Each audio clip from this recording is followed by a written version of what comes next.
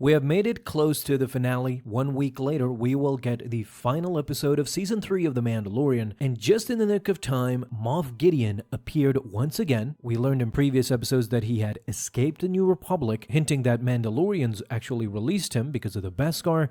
Now you understand that not only did he escape, but he had set up this secretive operation that literally nobody had a clue about. The biggest question, though, coming out of the gates right now, many fans are particularly interested in the new Mandalorian-inspired armor of Moff Gideon that he showed off. To make matters more interesting, he has horns on his helmet, similar to the Death Watch and similar to the Armorer's helmet as well. We know why the Armorer has that helmet, but why would Moff Gideon do the same? In the episode, in fact, it is the Armorer who is asked about the Death Watch, and she goes on to explain, to mention at the very least, the Death Watch and how they are no longer, they are now scattered. There's another suspicion about the Armorer. This episode kind of hinted at things that are still not abundantly clear, like the title, for example, called The Spies. We're going to talk more about that in detail. So let's start by congratulating the genius of Moff Gideon. He is the bad guy, but we gotta give him his dues. Similar to Palpatine, similar to Darth Vader, he has a pretty sharp mind. In this episode, it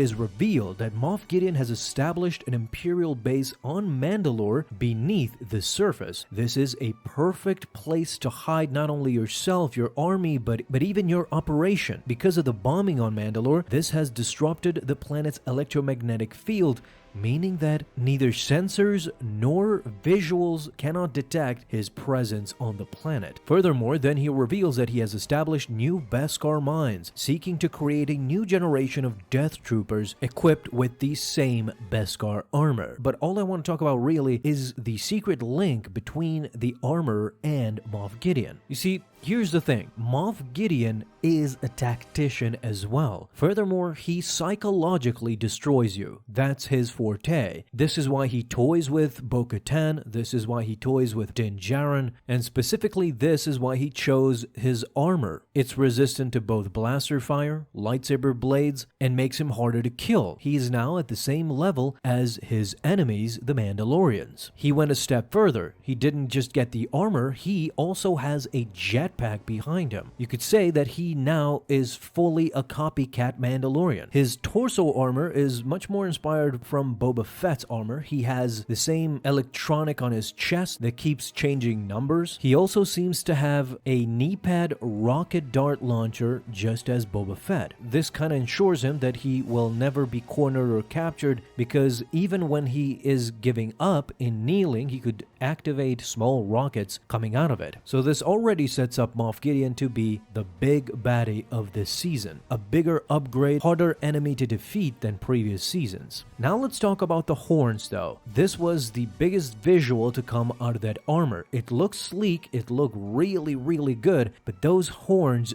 did signify something, I think. And here we come at a crossroads, because there are two schools of thought, in my opinion, that completely diverge from one another. Immediately, I would say that Moff Gideon is wearing a helmet with horns to signify him now as the leader of the Death Watch, wanting to be the ruler of Mandalore. Who was the ruler of Mandalore before Bo-Katan? That's right, my friends, it was Darth Maul. He specifically chose this model of helmet due to the history what the Mandalorians have with Darth Maul. In the Clone Wars series, Darth Maul takes over Mandalore and claims the Darksaber for himself. During Maul's regime, many Mandalorian super commandos installed horns themselves with various sizes on their helmets to solidify their loyalty to him. You can see that it's no accident that Moff Gideon chose this helmet. By installing these horns on his armor, with these horns, Moff Gideon is likening himself to the former leader of the Mandalorians, Maul, distancing himself as much as possible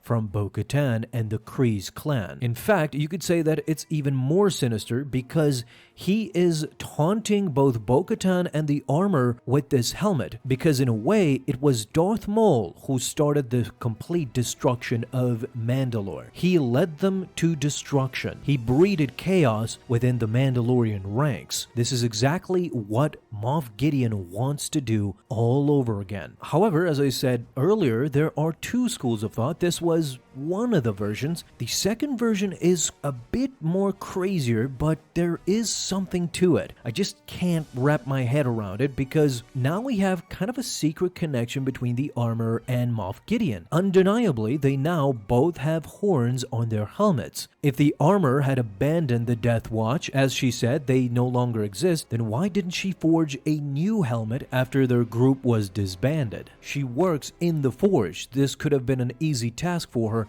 yet she still wears a helmet with horns on top of her head. Now Moff Gideon does too. Is the armor actually hiding something? She still seems to breed suspicion between the fans, because actually there's another thing that not a lot of people are talking about, and that is the actual title. The title is The Spies. What does this actually mean? Well, first, let's talk about Elia Kane. She actually opens the episode by talking to Moff Gideon in holo projection on the streets of Coruscant. So there is one spy, but this episode is not called The Spy. This episode is called The Spies, meaning plural. More than one spy. And if you're thinking these guys are the spies, these are Imperial remnant officers and generals. They are actively Imperial. They're not hiding between the New Republic ranks and actually spying. They're not like Elia Kane, who is pretending to be rehabilitated and working inside the offices of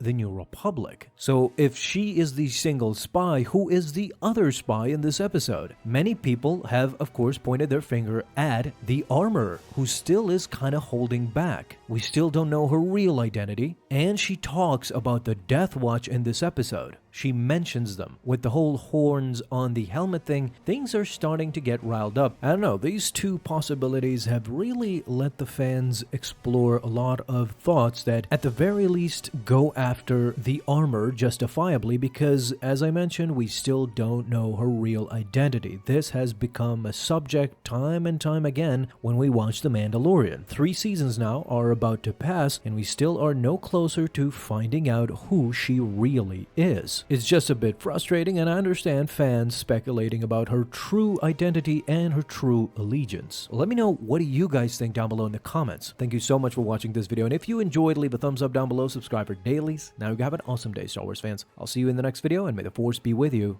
Until then.